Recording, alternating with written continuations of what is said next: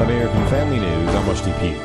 A federal judge approved former President Donald Trump's request for a special master to review documents taken by the FBI during a search of his home, Griff Jenkins reports. Not only did Judge Eileen Cannon appoint this special master who is yet to be named, she also said that she believes former President Trump retained some executive privilege after leaving office, writing this, saying the court also temporarily enjoins the government from reviewing and using the seized materials for investigative purposes pending completion of the special master's review or further court order. Now Trump's team must work with the government to come up with this list of potential candidates for special master by Friday. Trump-backed candidates are blasting Joe Biden's Thursday Soul of the Nation speech, where he claimed, quote, MAGA forces are determined to take this country backwards. Meanwhile, Democrat senators seeking re-election this fall have mostly avoided discussing Biden's divisive rhetoric, and candidates out campaigning don't want to be seen with him. Ohio Congressman Jim Jordan says Joe Biden thinks if you love this country, then you're an extremist. So call me extreme if I want actually, stable prices, affordable energy. If I want to actually have a secure border, call us extreme. I guess that's what you're going to do when you got nothing else to talk about.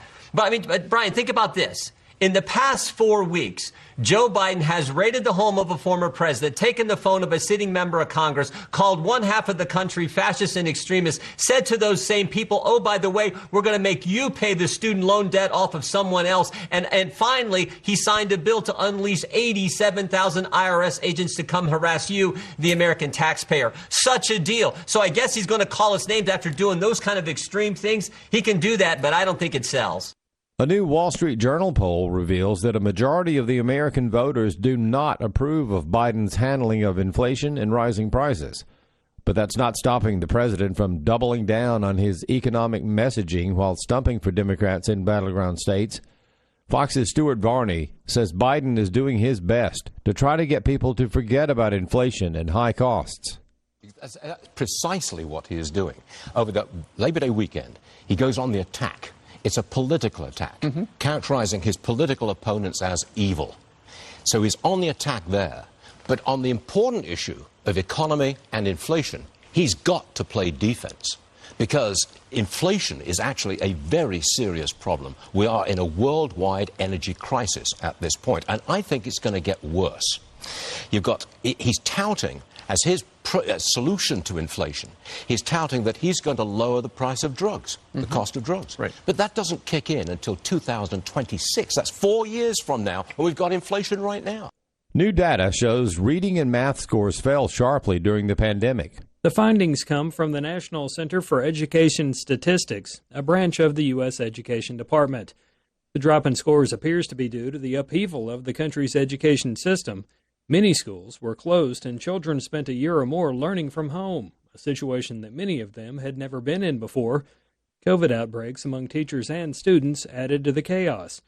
Dr. Jay Green of the Heritage Foundation says people saw this coming. No one was surprised to see a dramatic drop in test scores following widespread school closures for in-person instruction during the pandemic. We expected that there would be learning loss, and that's exactly what we saw in the recent test scores. Meanwhile, we could find out that it's worse than it appears today. There are harms from closing schools for in-person instruction that go well beyond the loss in learning as measured by test scores. We also know that there are severe disruptions in behavior that are resulting from the closures. Students have gotten significantly worse in their behavior.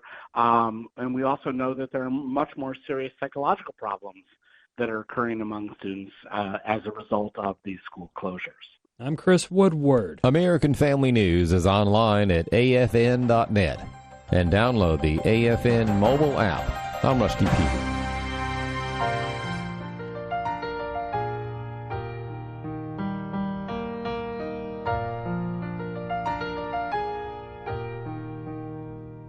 I must admit, I don't understand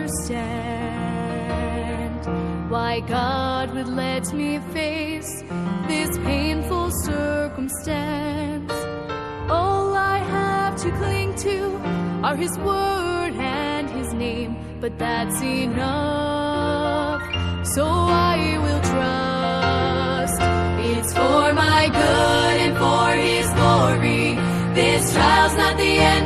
story, there's a bigger picture God alone can see. Faith will take me through this sorrow, for I know He holds tomorrow, and He assures me it's for my good and for His glory.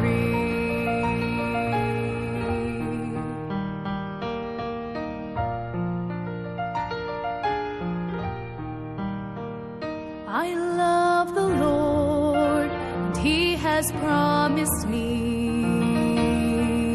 to work all things for good.